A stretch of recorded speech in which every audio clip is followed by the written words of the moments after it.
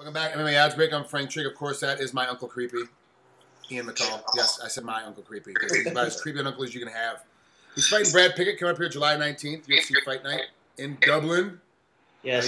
Are you ready to make the trip? Are you ready to make the travels? You know, I've been to England. I've never been to Ireland. I don't know what the time difference is over there. I know it's 8 hours. 8 hours from West Coast. Okay, so it's gonna suck, but whatever. It's the UFC says I have international appeal. I mean, they don't pay me and they don't buy extra tickets because I have international appeal, like flights. But they fly me everywhere to fight, so I can't complain. It's fun. You're talking about the UFC says you have international appeal. Is that their argument for always having you fight overseas? That I don't know. That's just what they said that a long time ago, and I always use it against them now. Nice. Let's go back a couple fights. Let's go back to Joe B fight, Joseph Benavidez fight. You lost a decision. Yeah. What's the first thing that stands out in your head that you could do differently?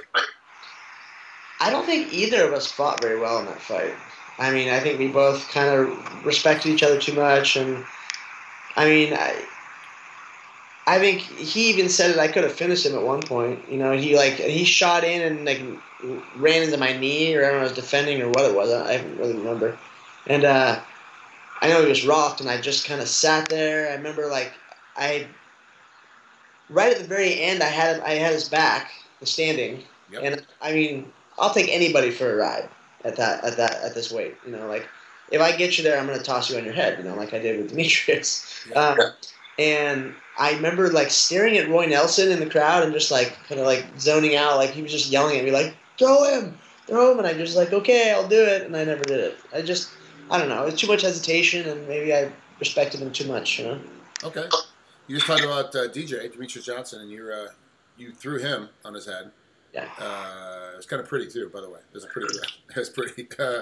How come with DJ it was set up and you did it and you followed through, but then with Joe B you couldn't? Was it just that night? It was an off night, or was there something different between you and Joe B versus you and DJ? I think it was an off night. I think that was my worst. Well, I didn't do anything. That was the thing. I didn't fight. I didn't fight like I should have. And I don't think he did either. I think we're both way better than that. Neither of us really performed up to our full potential. And then, of course, after those two losses, you came back with a win over Santos. No decision. But you did very well in that fight. And now you get ready to fight Brad Pickett, who's always a gamer. Yeah. He always brings it. There's never been a fight, even on his off night. He still is in the middle of the game like you are. Yeah. Saying everything goes perfect. How does this fight end up being? Is it going to be played out mainly stand up? Is it going to be played out mainly stuffing takedowns or doing takedowns? Like, how is this game going to be played out? He always gets beat with footwork. I mean, he always loses to somebody with footwork. So I can see myself, just like Neil Seary did, you crack Brad and Brad turns into a wrestler. Which, for an Englishman, he does have good wrestling, but he's still an Englishman, and I'm not going to let him out-wrestle me. Yeah. I mean, that's one of the things I remember. Well, we're going back, 15 years ago. That first round we get somebody from England. We're like, thank God. I'm just recovering from the weight cut. I'm glad I got somebody from England this time. This is, at least I can get through this round. So, let's talk about what's different in your camp. Is there anything different going on? Because every week now there's a new technology, a new philosophy, a new way of cutting weight, a new apparatus for getting us bigger, faster, stronger that's being dumped in MMA. Are you one of those guys that every training camp there's a whole new thing that happens? Or you just stick with the same basic thing you've been doing for 10 years? I do something else. I train. I mean, now I'm training smarter. I'm 30 years old. I mean, I'm not old, but I'm not young. I've had to sit out for a year because of injuries. My body's pretty banged up, so I take it a little lighter training. I'm doing hand-eye coordination stuff with a coach from Athletic Republic. And that's just 2 days a week. I still do my CVAC, which is the elevation pod. And then I've been doing the cryo chamber, the cryotherapy. And, I was the first real fighter to do CVAC, and kind of get it to the mainstream, and now everyone's doing it, which is cool. basically a legal way to get your cardio and blood doping kind of thing, you know. I mean, and it is. I mean, it's you look at all the science behind it. It's what it comes down to essentially. But this cryo stuff, have you done it?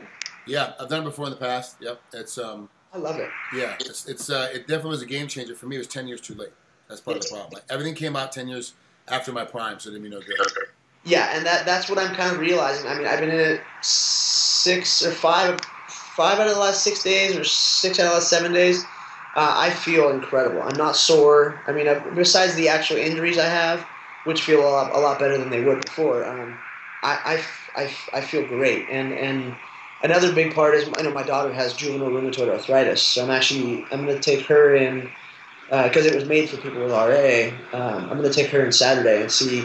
I mean, the lady, she puts me in at the coldest for the longest amount of time, but with my daughter, it'll be, maybe a minute, and it won't be as cold, but it'll be good for her, hopefully. Hopefully, I'll relieve some of that pain. Does your daughter, does she suffer from? I know, as you get older, rheumatoid arthritis makes you in a lot of pain all the time. But kids, they don't necessarily know the difference between pain and no pain, because if they have it, they're just kind of always in that uncomfort space. Does she get worse some days where it's almost, as a parent, you don't know what to do with yourself because she's in so much pain? Yeah, and like recently, she had this first round or second aspiration of her knee and her ankles, but she had the first injections of steroids, and her inflammation's been gone. And then the other night, she kind of had like flu symptoms for about 36 hours, was throwing up and didn't feel good. And then for about 2 days after that, I mean, her body looked like she was in a lot of pain. I mean, we went to the beach. She couldn't even walk on the sand. She had to crawl and butt scoot, which breaks my heart. Yeah. But then I look over and she's jumping up and down, falling over, jumping up and down, falling over, like still smiling. And still the happiest kid on the planet. So it's, it breaks your heart to like watch that kind of stuff go down. But at the same time, she's okay. I look at it this way: she's not dying. I do so much charity work, with Ron McDonald Foundation and stuff like that. That I just am happy that she doesn't have cancer or something. Yeah, I know. Some that's there's a finite number on. At least with RA, she can live forever. I mean, she can live into her hundreds with it. It's going to be painful, and obviously now she's so young that in 20 years from now it'll be a different protocol, and they'll find a way to beat it. It's just one of those things that just kind of. They always come with something new and something better. Is that one of your driving forces to get you up every morning? Is that the fact that you got to kind of keep going forward for your daughter? Of course. I mean, I don't know much else. I mean, I have a business background as far as family, and I run businesses myself, but fighting is really all I know.